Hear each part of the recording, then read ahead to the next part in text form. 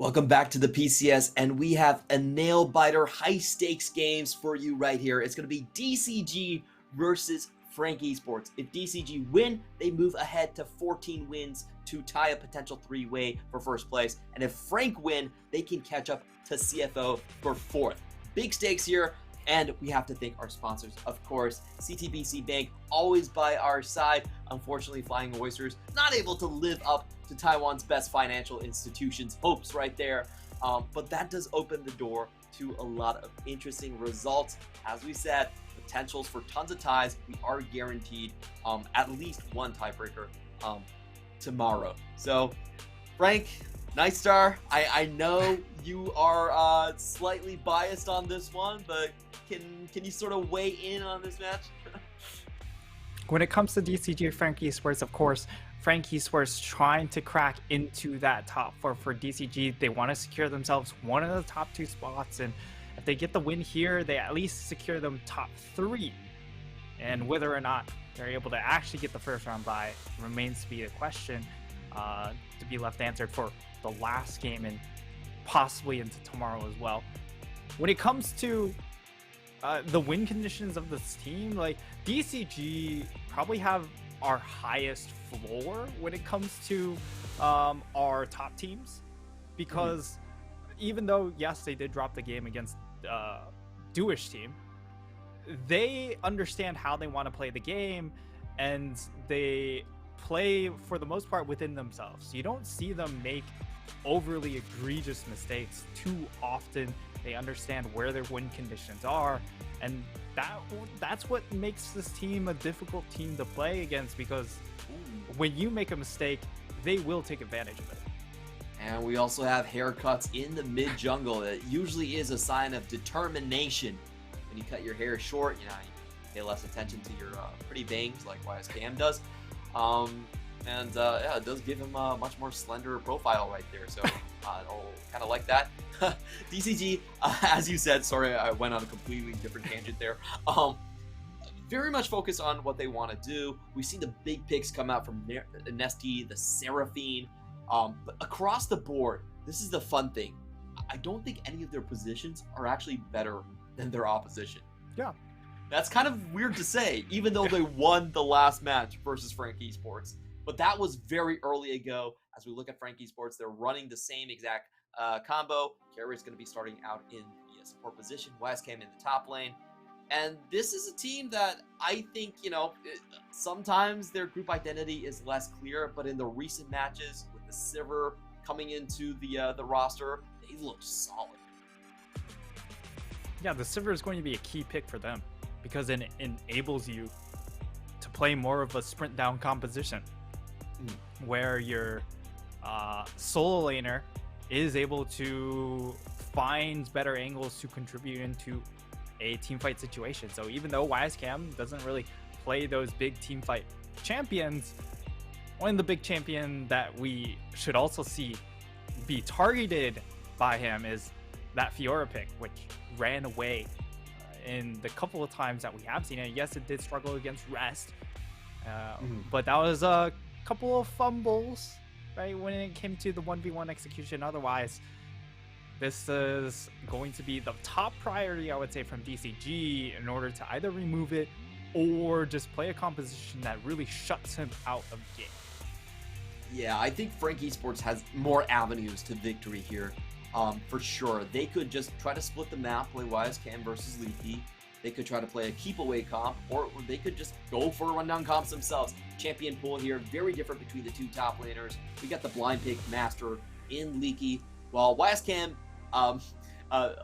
he's also blind pick, but these picks shouldn't be blind picks. I'll just put it that way. Yeah, he is very much willing to just blind pick the Jax and the Fiora, knowing that the other top laner just doesn't have the champ pool to deal with him.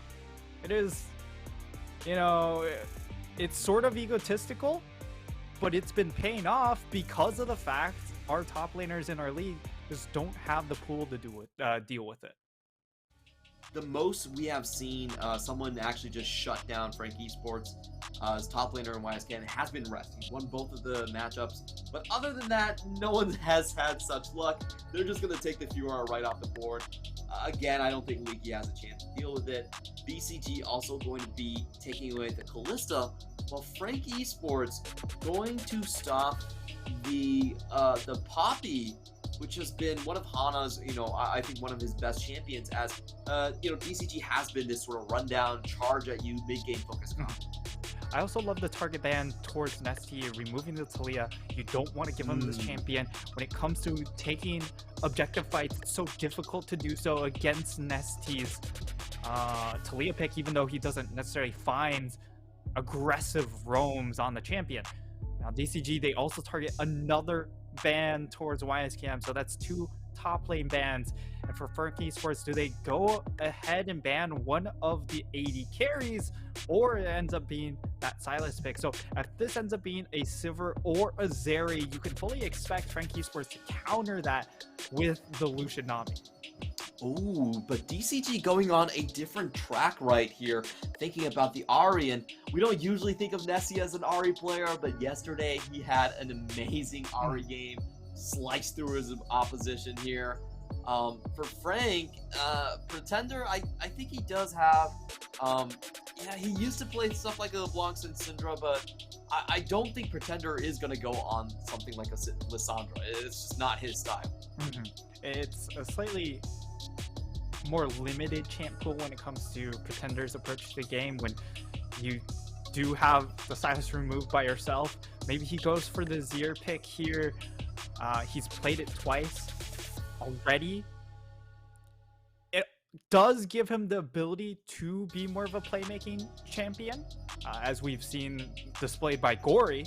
It's just not quite the same escapability as something like that Ahri pick, and it's although I would say it's much better fit than something like the Lissandra, which is very much committal. For sure here, as FAK Esports, they go for a very different track. I think this is more team fight focused. It has that late game scaling. The Wukong definitely still, I would say, the best champion in terms of late game team fighting. And for DCG, they're already on the tempo track. This is what we know of them. They like to speed things. They like to ram into you. Yumi? Yeah, wide open. Why not? Yumi would be a great takeaway here. Silver Yumi, especially the Yumi denial, taking it away from the Wukong and the Zeri. No doubt that would be the pick on R3 if they leave it through. It just really augments their teamfight capabilities from the side of FAK Esports. And the real question is, where do the side of FAK Esports go when it comes to their response? Do they go for a blind pick top laner because you have that much confidence in the Jax, and you don't want that taken away to the second phase, or do you go ahead locking your support, something along those lines, and leave your soul laners into the second phase? This is a fun one. We've seen the Swain being able to survive a lot of damage coming out for the Ahri, and even just win the matchup despite Ahri getting a lot of head starts here. So I like this one. FAK Esports fighting fire with fire, going with a little bit of mid-game flavor right here. And now the bans are going to be heading towards the top side and into the junglers. Which jungler would you want to pick here if you were DCG? For DCG, I'm really looking at the Trundle, which did get removed. So I want to see a little bit more lane focus. So something like a Trundle or a Xin would have been something I'd look at for the side of DCG, and maybe that's what FAK Esports decide to go target. If they land on Viego, I think you're very much comfortable because of how much teamfight you've already built into your comp, that you're willing to let them land on a champion like Viego, who doesn't have a lot of, again, lane pressure, which is where FAK Esports can falter. If they fall behind in the lane phase, they struggle to find those team fight plays to slingshot them back into the game. Yeah, FAK Esports are going to take away both of these options here with the buy away. And, we typically think about YSKM and his role as last pick here, but with both Gnar and Jax up, he actually gets his pick of the litter, and I don't think Leaky is a Jax player, so Oh, this last one, I almost feel like they're forced to ban the Gnar in this instance. They're gonna go with the Lulu instead. Okay, they're just gonna concede top lane, I guess. They'll probably go ahead and lock in something like a Sejuani and just try and keep that top side somewhat neutral. And for Frankie Sports, we'll see what they decide to pair with the Zeri Rakan. Another pick that can scale while also being a very effective engager. Not quite the same as a Nautilus, but again, against the Yumi, you want to, if you're willing to pick something that can scale, very comfortable doing that. And you're still able to out-roam a Yumi pick as well. Okay, we are going to see what is going to come up for DCG here. Viego, the reset comp, definitely, I think, top priority in this one. I've seen it played a lot of times. It gives you a secondary carry, also Hana's post-play this year. And here comes the top lane. For me, I'm leaning toward the Gnar. I don't really want to play up against something else, but no, they're just going to go with a more safe matchup here, going with the Hanabi route with the Sejuani. You called it. And Frankie Sports, they get the decision here and then. Do they want to go with the Gnar, which, you know, might not really fit the tempo, or do we want to go with the Gwen, which again is another great silence for pushing champion? Or they could go for this as well. They're gonna lock in Jax. Wow. It was either going to be Jax or the Gwen, really, in my mind, because he hasn't actually played a game of the Gnar. So he's been our Gnar killer. Okay. I always assume that everyone has the Gnar there. Oh, okay. That means he's going serious. Uh-oh. That's power unleashed for YSCam. I, for the most part, favor Frankie Sports when it comes to this draft, because DCG, in my eyes, haven't done enough in order to shut down YSCam. So he's going to be more than comfortable being able to scale up and get to that terrifying position where Frankie Sports are really comfortable playing, being able to play that 1-4. And DCG haven't done enough in the draft phase to convince me that they are going to be able to move Frankie Sports out of that comfort zone. It does take a while usually for Jax to be able to chew through this Sejuani. But for YSCam, we've actually seen those level 3, level 4 kills still come out, so I might have to open an exception for him. I do want to ask you about this mid lane, because on one hand, we have the Ahri and Viego, you know, the premier snowballing reset comp, versus the Swain and the Wukong, strong in its own right, but what do you see of the 2v2 impact? Yeah, when you look at the Swain Wukong combination, they might not be as potent in the 2v2 when it comes to the mid jungle, but they are much more potent when it comes to straight up 5v5. So their addition is going to be much more impactful in that full-blown teamfight scenario, whereas on the flip side, for DCG, they want to try and keep things as isolated as possible. Smaller skirmishes will be the key, because when it comes to the full-blown team fight, Viego doesn't have that same oomph to be able to get those first resets and help get the ball rolling for the Viego-Ahri combination. We are going to see some cheeky level ones already here. Hana, don't think he spotted anyone yet, but we do have the support into the top side. Let's see if they go for a late invade. Just waiting for it. Looking at the runes here, we have Ignite starting out for Nasty. You know, not going to go with the TP first here. Interesting choice. That really wants to get something done early. And yeah, each side are going to back out after a tense moment. Well, this is embarrassing. I think the Ignite really is to just provide that grievous wounds. He is taking the unsealed spellbook, so we'll still have access to the other summoners at various points in the game. And I think he just wants to make sure that at all stages of the game, they will have access to the Ignite. However, at the same time, like, we've got 3 Ignites already going. Do we need all 3? You can always swap to something else. I feel like this is kind of signaling for an early kill, but we'll see. Yeah, if Anna does definitely get it. Early game oriented to try and cheese a kill out in this, I would say, mid lane for the most part. So Pretender, hopefully he sees those summoner spells and recognizes the threat possibly here. Ooh. I think he's so far doing a great job with the Arctic Assault into the grasp here. Taking a lot of HP out of YSKM. The YSKM is still getting the shove down, so he will hit the earlier level 2, and Leaky backing up immediately. Huh? We have the YSKM kind of feign a war down into that bush. Yeah. I love it when players do that. So it's the level 2.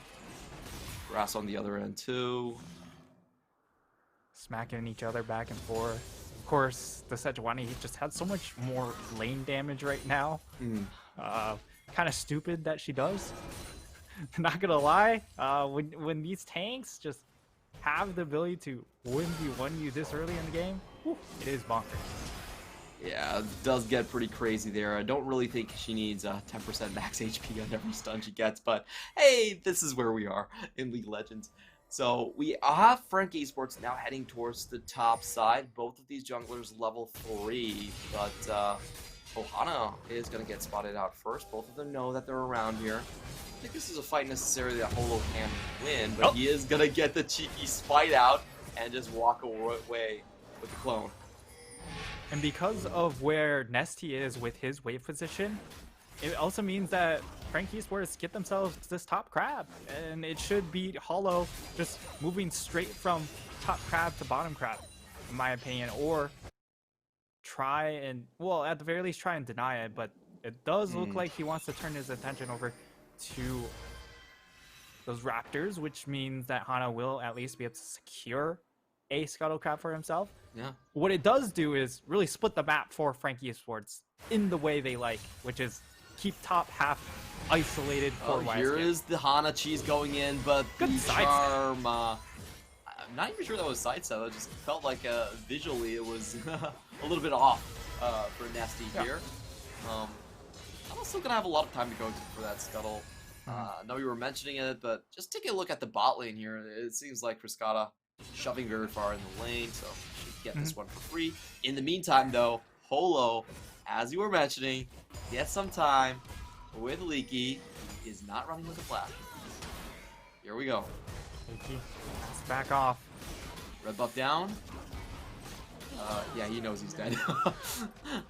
Yep, very smart execution coming in from Frank Esports. YSKM also doesn't get greedy for the kill, which top players can sometimes have that moment, you know. And at the very least, he doesn't commit to that. Hana at least able to get a little bit something on the flip side, but this is exactly in Frank Esports' wheelhouse. Yeah, YSKM ahead. He doesn't get the kill, but certainly with the extra tier 2 boots, he's going to be much more comfortable taking trades, having that extra move speed to get out. Yeah, and that's going to allow him to dodge those W's so much easier as well. Holo, on the other hand, just look at this bot. He's packing so much damage coming into this bot lane. I almost feel like I prefer this first kill on the Wukong, just so he can kind of catch up and be the 12.12 self. Not only that, it gets him that extra kill XP to push him further to level 6, which is, of course, the big moment you have with the Wukong. And if Hana is able to, you know, help facilitate picks for Nesty to try and isolate some of these side lanes, you definitely favor the side of Frank Esports to be able to pull out the first win in these team fights. Taking a look at YSKM into the top side. He's already hit level 6, and you can tell Leaky wants no part of him whatsoever. He's going to go in for a ward down. But important to note here, we have Karis on a sneaky roam towards the top side. Let's see if they can catch Nesty. He's popping over the wall here. It's going to be dangerous for him, but Frank Esports don't find the timing angle as we have Nesty going back towards his side of the map. YSKM going to run around with his boots too, try to get this first plating down. He's going to pop the counter-strike, but yeah, doesn't find the last tick here. Oh, does get it. There he goes. Cash out, baby. Worth. Let's go. Yeah, absolutely Worth, as he looks to go for the recall. So he's just very comfortable with just resetting the lane, gets himself a Sheen and a control ward. So very, very happy with how things are transpiring top lane. And in addition, Holo now comes in, sweeps out this ward here. Isn't going to overstay his welcome, I don't think, as he also gets a ward onto that Krug camp. So plenty of vision for Eminem and Carries to stay safe. And this is really the target that DCG really want to focus on with this Viego Ahri combination. Just tunnel in around bot lane, because you know top lane is just going to try and stay neutral. Don't give up too much to YSKM. And if he oversteps, maybe you get a pick off. But for sure, it's all about this dragon stacking for the side of DCG. Yeah, these bot lane fights, the first Drake fights are going to be so good for Frankie Esports. I really love this Swain pick, just because it's so good when you have a bunch of champions that are low range. You stand around them, you keep on healing off of them, and then they can't escape when you actually release that Demonic Ascension.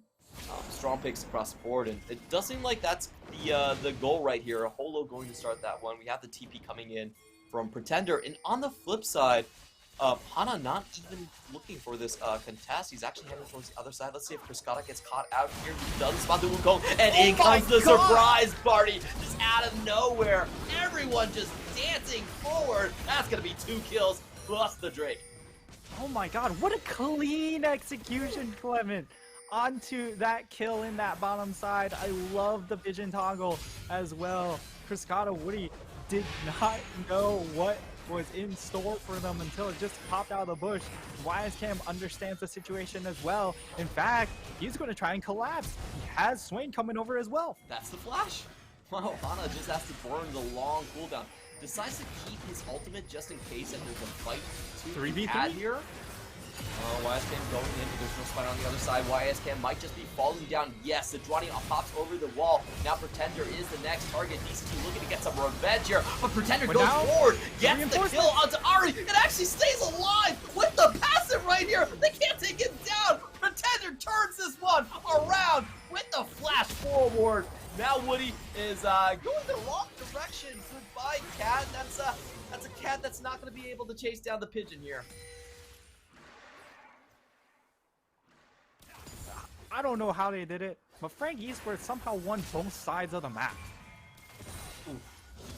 That is something that should not happen, right? When you invest a 3-man into that bot to get the kill, you have numbers advantage on the flip side. And that's what DCG tried to make the play off of. Yet the reinforcements came in time that they were also able to win out on that trade as well. They get themselves Rift Herald. They've got everything to play off of. And yes, they might be able to get one play in the bot lane, but what did it cost? It cost you pretty much everything. The problem here is, you know, after they take the Jacks down, ain't nobody got damage against this swing. Look at this play from Pretender. He's got the full stack, sets up, and he goes, not the full stacks, you know, full duration, goes back, gets all that HP, and Leaky can't find the last W.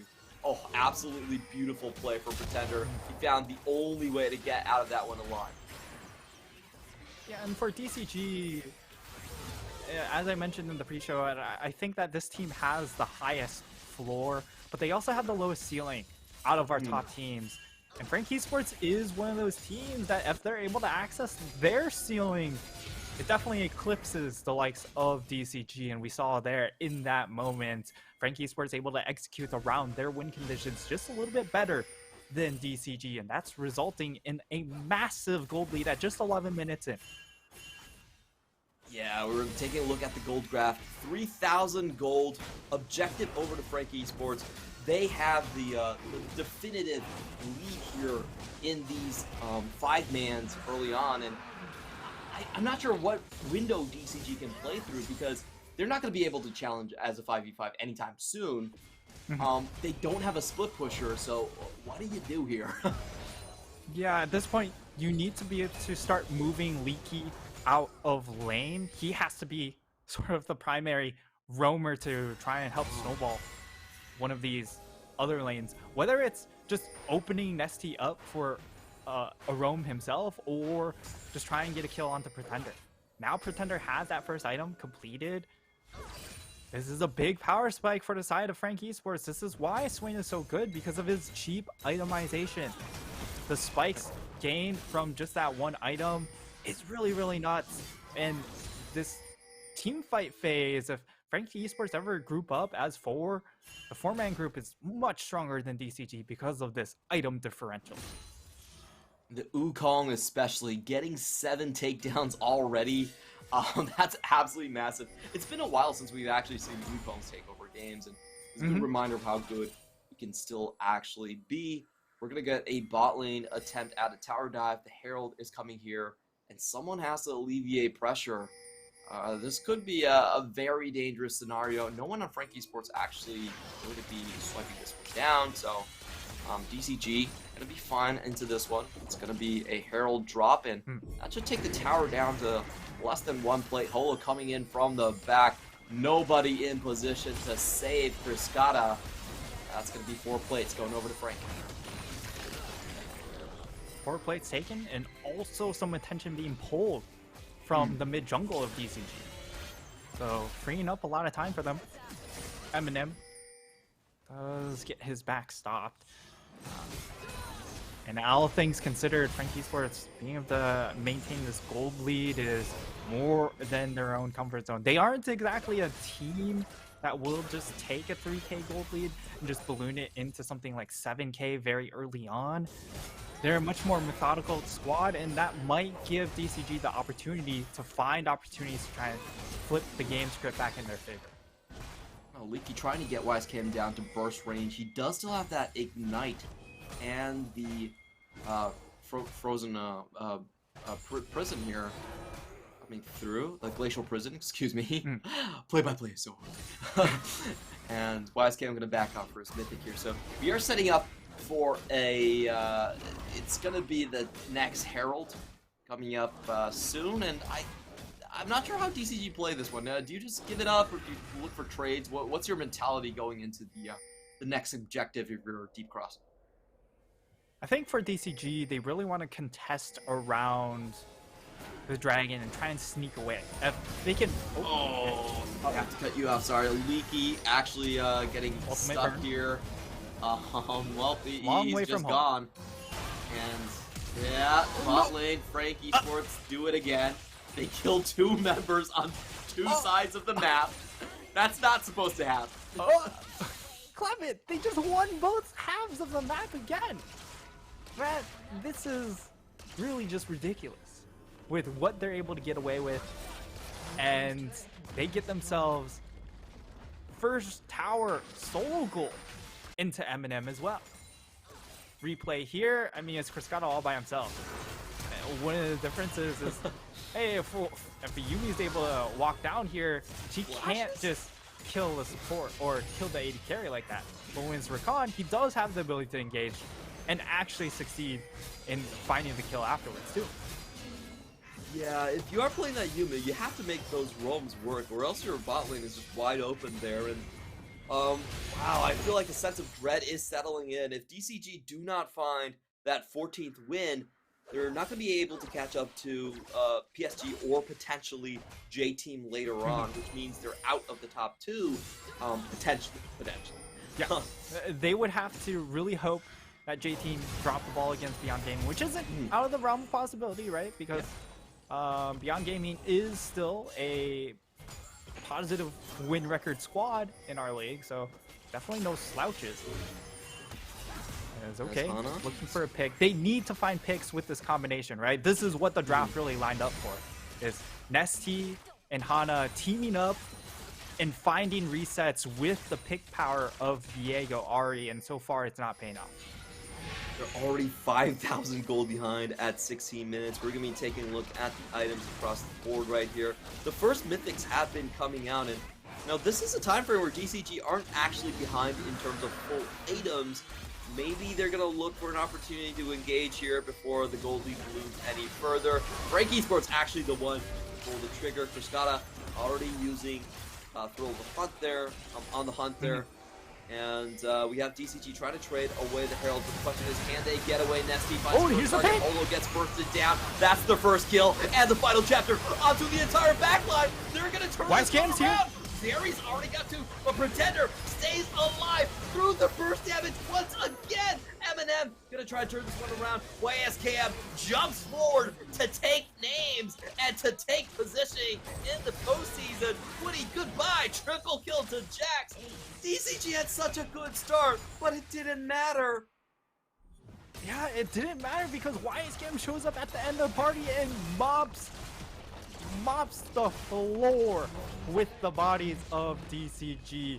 Because they also weren't able to burst down Eminem and finish off that kill, he's able to contribute to the damage, and the mobility is too much as things start out very, very well, and to be fair, they get a big shutdown, getting that pick onto Hollow. But the damage right afterwards, Pretender staying alive because he has that stopwatch, there's just way too much for them to handle. The healing coming out from him in stasis, further making trouble for them, and Leaky, he is very, very far from home.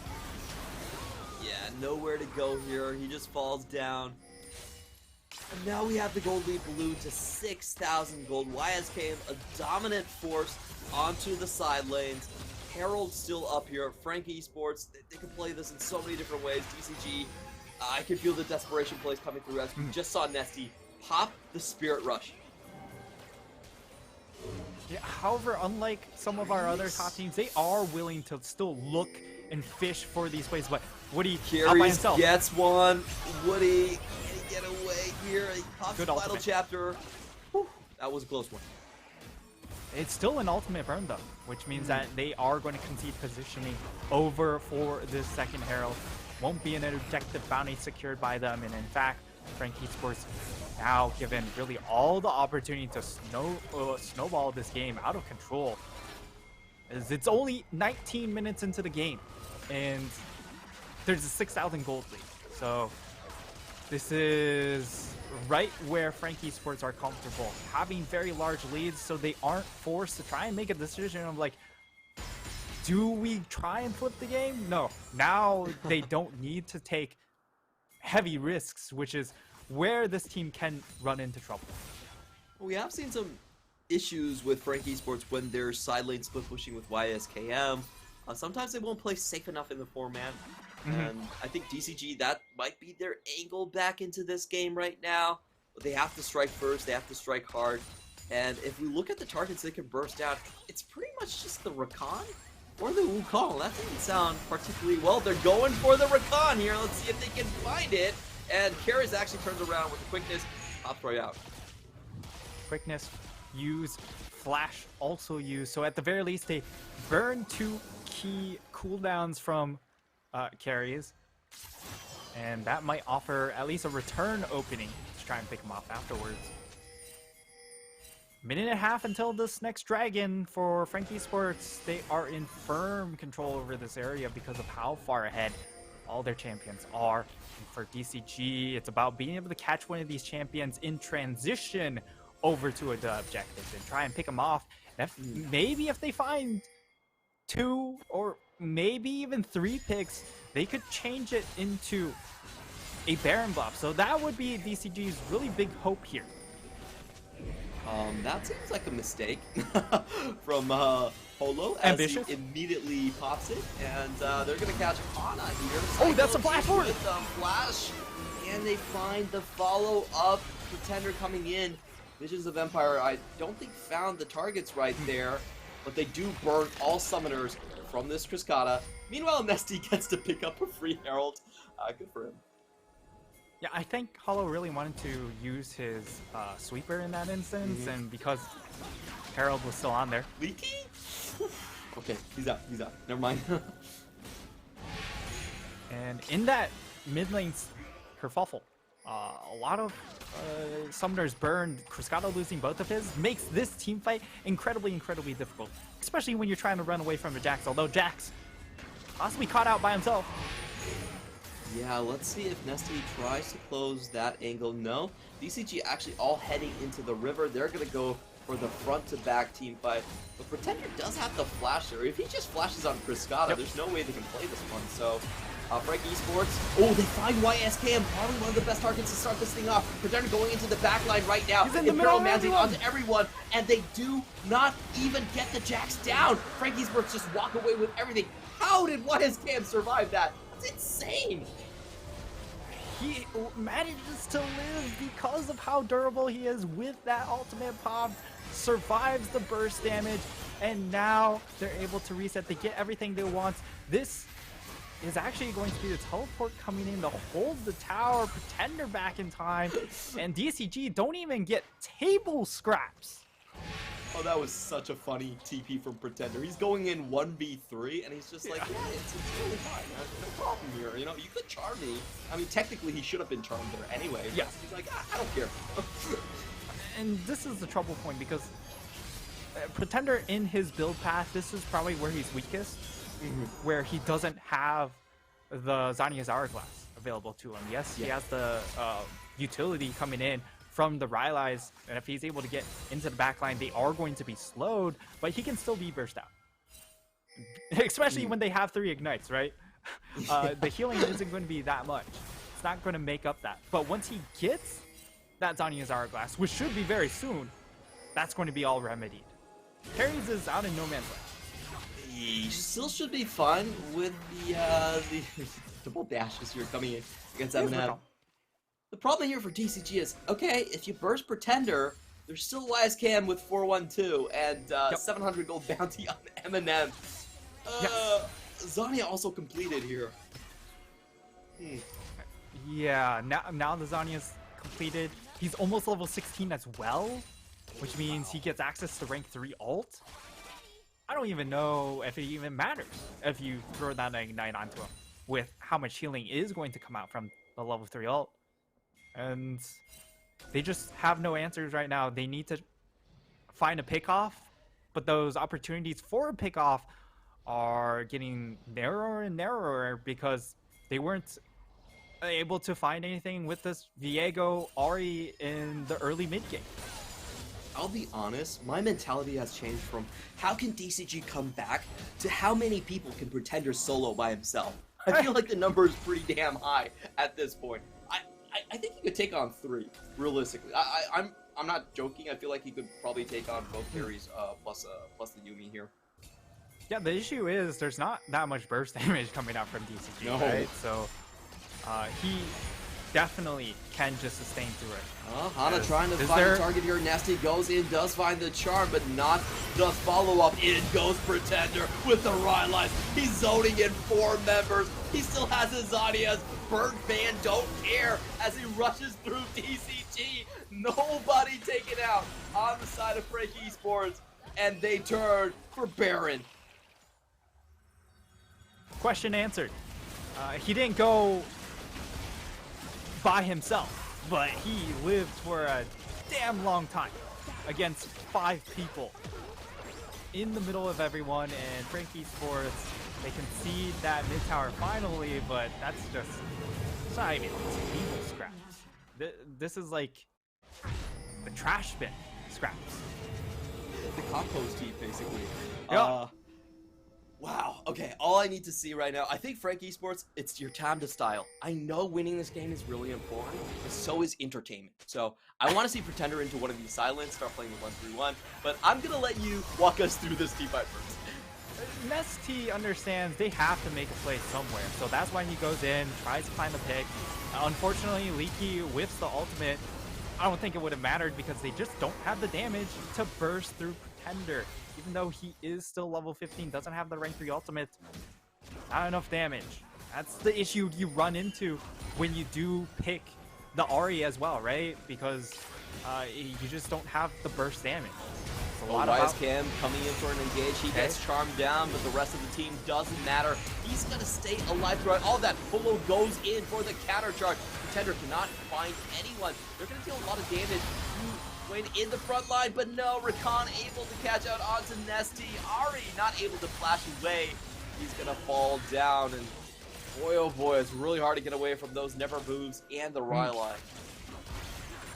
Now Frank Esports, 30 seconds, 20 seconds until Dragon. Fully expect them to just send YSKM to snag that objective while they push as a 4-man crew. Pushing in even further. Holo taking a lot of damage. Carry's still fishing for it. We are seeing the damage start to hurt from Briskata. And in the top side, Leaky, he just burned his TP, but YSKM was right there. He's not going to find the surprise angle. Frank Esports, they have a lot of low HP bars, but they're still willing to go for the Ocean Soul. DCG are forced to fight this one out. Pretender in the front line. Can they burst him? The answer is likely no, as the back line has just evaporated between YSKM and Carries, and I think that's all she wrote. If it wasn't hard enough to kill Pretender before, you have to deal with Ocean Soul. Sway. So, that difficulty just went to insanity levels. And now, it's just Nesty left. He doesn't have much wave clear as the Ahri, so this should be the side of Frank Esports being able to clean up most of the base, if not even the Nexus, although that timers might stop that one. Yeah, we will have a full revive by the time they go to the Nexus. Frank Esports could think this fast, they could think it slow, but I think with so much on the line here, they are looking at that top 4 finish, so they will gradually increase their chances here as we take a look at Pretender, once again, surviving through everything. Now level 16, he gets pretty close, you know? Izanya's at a pretty late moment. But once that Ocean Soul kicks in as well, like, he's already to quarter HP from almost no HP, so now it's going to be nigh impossible as DCG, this comp just has really met its timer.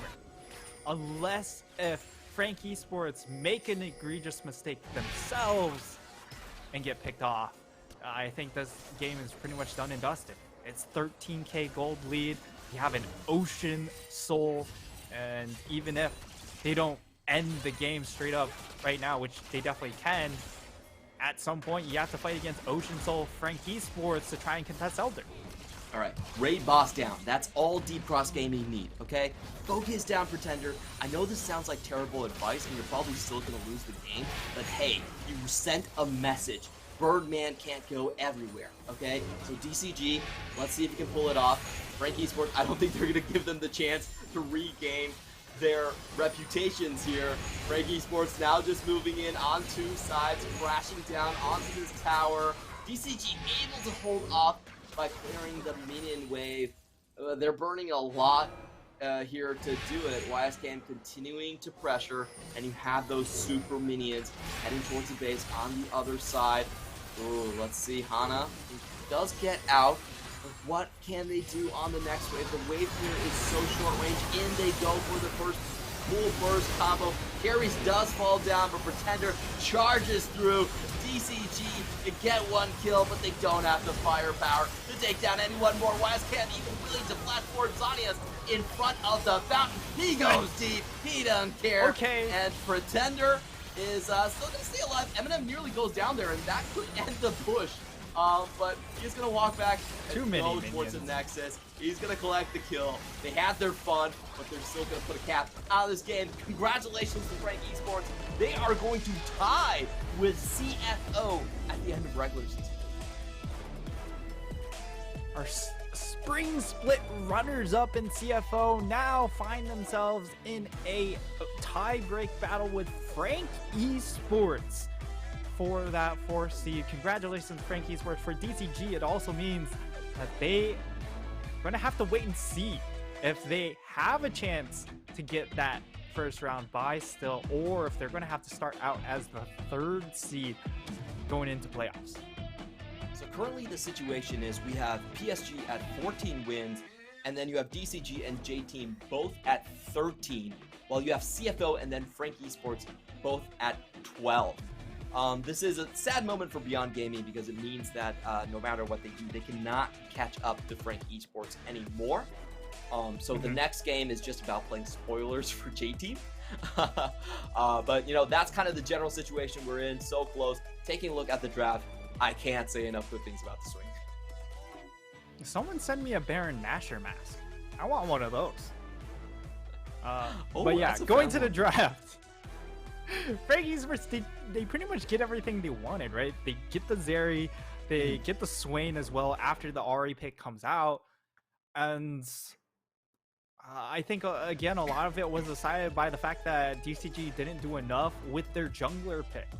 Yeah. I just don't think Viego fits the meta right now, and especially being able to exploit Frank Esports, which is in the lane phase. They can lose track of themselves in the lane phase, and if they're put behind, they don't know what to do necessarily to get them back into the game.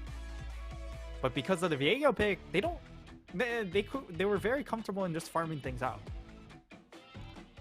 Absolutely, and I think this goes to show you in today's game, we haven't seen teams that are pure pick composition actually come out ahead. It's always been the front to back or the ones with the side lane pressure to come out ahead. I feel like pure pick, even though Siverd's really powerful, even though she has late game, it's a little too telegraphed. There's so many good answers here. The Alistar, the Swain. It's so difficult to play through. And in order to make pick work, you actually have to sacrifice so much. You know, you need to play with no early game champions like Vi. You need to play with tanks with instant engage like the Sejuani. So I don't think people have really figured out how to master the Sivir Yuumi composition correctly. And today, Frank Esports again proving that with a smooth game. This gold graph had no blip in it. Really just shows you the start to finish domination coming in from Frank Esports. They try and make a run for Worlds. This is a team, if they're able to access that ceiling, definitely a title contender. Pretender will snag up the MVP. It's no surprise. He just ate so much team fight space when it came to these objective fights. I actually want to see the damage taken stats because I think it would be very close to 40% as well for a Pretender going into this one. Swain, your short range carry killer. We saw this so many times. Ari and Sivir bunched up in front of him, and he's able to heal like 150 HP per tick just off of that one. So insane. But that's gonna be it. We have Frank Esports now in the books, but there is still one more game to go. Frank Nightstar gives his thumbs up of approval. Frank going to Worlds. But after these messages, we are going to come back with Beyond Gaming versus J-Team. Now, the situation here is J-Team want to catch up and make it a three-way tie between DCG themselves. Actually, a two-way tie. Yeah, two-way tie between themselves and DCG. If they fail, they still get a tiebreaker versus a CFO, which would be another three-way tie. So a lot on the stakes, lots of implications. We're going to be coming back to our final game of the regular season